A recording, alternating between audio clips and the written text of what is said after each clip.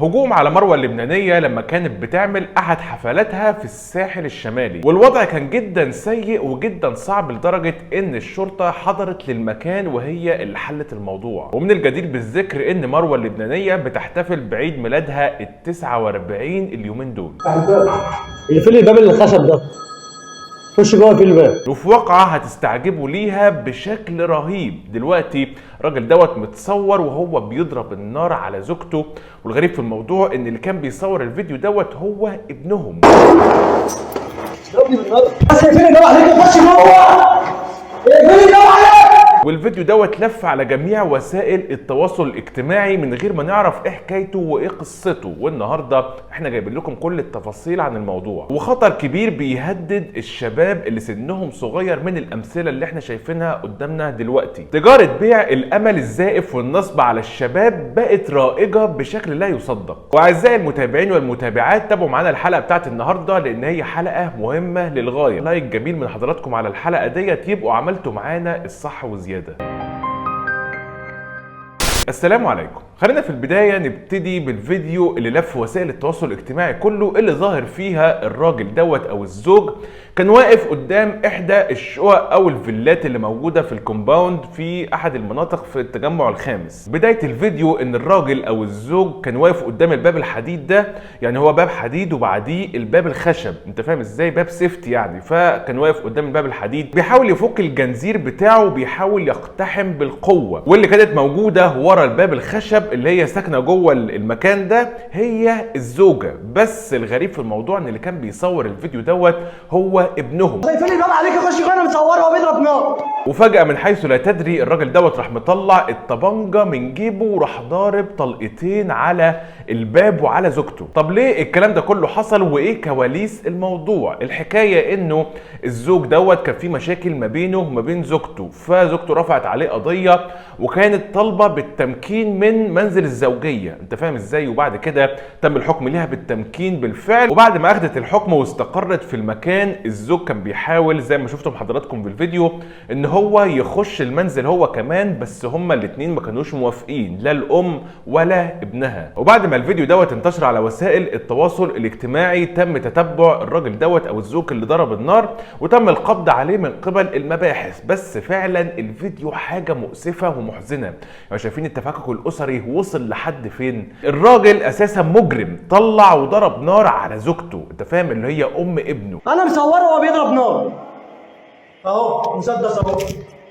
ماشي جدع. والاب بيرتكب الواقعه ديت قدام ولاده، وفي نفس الوقت الابن اللي بيصوره بيقول له انا كده كده صورتك وانت بتضرب نار. يعني بص الدنيا بايظه في العيله ديت على الاخر. نروح دلوقتي بقى على الخبر الثاني اللي معانا النهارده.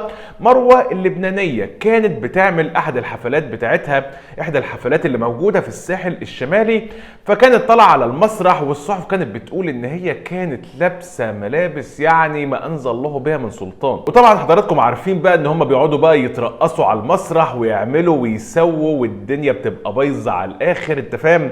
فدلوقتي بعد ما خلصت النمره بتاعتها او الفقره بتاعتها في الحفله، دلوقتي ما كانش فيه تنظيم جيد، او انت عارف ما كانتش هي جايبه ايه طقم امن كده كويس علشان يعرف ينظم الحفله. فاللي حصل ان هي بعد ما نزلت على المسرح حصل عليها هجوم كبير جدا، يعني حاجه مؤسفه للغايه الصراحه، من بعض الشباب او من كميه كبيره جدا من الشباب دخلوا عليها وابتدوا يعملوا معاها حاجات مش ظريفه. وانت عارف ما كانش فيه كنترول من اي حته، بس انت عارف الشرطه اتدخلت بسرعه وحلت الموقف. ومش عارف يا جماعه الخير، وانا بتفرج على الواقعه ديت نط في بالي موضوع عن التجاره. انت عارف هي تجاره ملهاش دعوه بالقصه اللي احنا بنتكلم فيها بتاعت مروه دي خالص خالص.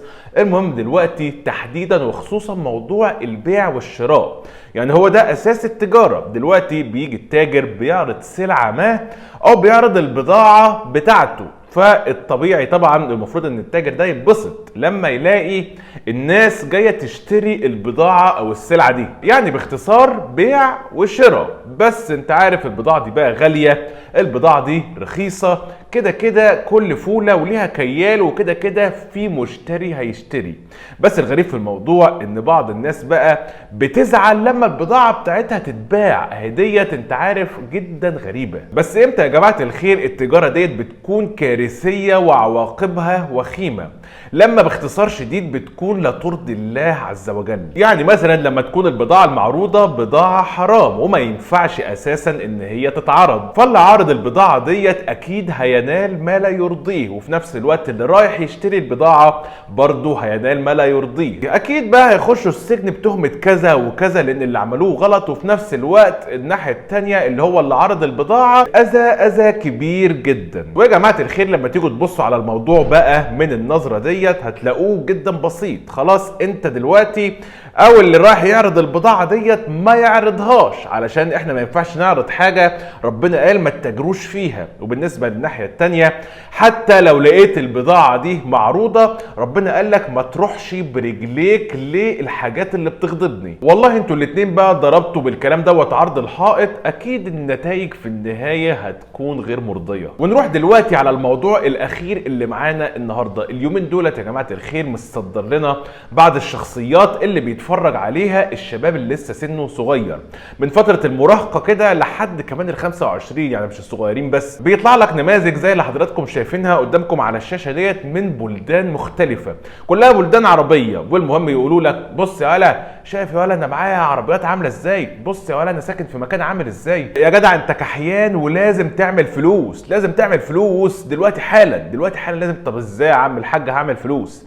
يقول له انت دلوقتي مالكش غير طريق واحد بس علشان تقدر تعمل فلوس وتعيش نفس العيشة اللي انا عايشها ديت، لازم تيجي تاخد الكورس بتاعي، انا هعلمك ازاي تعمل فلوس. انت فاهم؟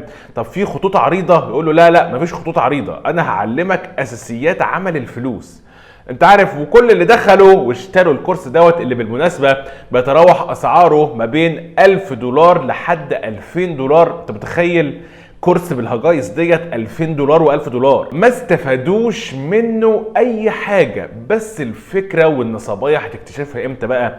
لما تخش الكورس دوت ويجي صاحب الكورس يقول لك بقول لك ايه، عايز تكسب فلوس بجد بقى؟ روح هات 1 أو 2 أو 3 أو 10 أو 100 ودخلهم الكورس ده نفسه من خلال اللينك دوت، وانا هديك مثلا 10% من ثمن الكورس او 20% او 50% او whatever النسبة. دي الطريقة الوحيدة اللي انت هتعمل بيها فلوس وتلف الدنيا. ونكتشف ان الناس اللي بيعملوا النوع ده من النصبيات بيروحوا يأجروا العربيات اللي بيطلعوا بيها في الفيديوهات.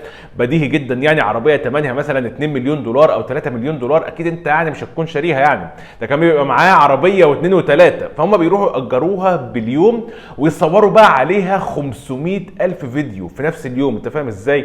في نفس الوقت يروحوا مثلا يحجزوا دي يوز في احد الفنادق الفاخرة، هو يوم واحد بس ويصور محتوى يكفيه اسبوع ولا اسبوعين علشان يوهموا الناس قد ايه احنا ناس ناجحة واحنا معانا اسرار عمل الفلوس. ويا عيني الشباب الغلبان للاسف الشديد يصدق العبط دوت ويروح يدفع المبالغ الباهظة ديت، ولما يعرف ان هو خلاص وقع في الفخ، الطريقة الوحيدة علشان يرجع فلوسه لازم يجيب ناس جديدة يتنصب عليها من الاول، وهكذا بقى تدور الدايرة. دولت يجيبوا ناس ودولت يجيبوا ناس ودولت يجيبوا ناس، ومفيش اي قيمة انت بتاخدها اساسا. انتبهوا يا جماعة الخير من النوع دوت من النصبيات.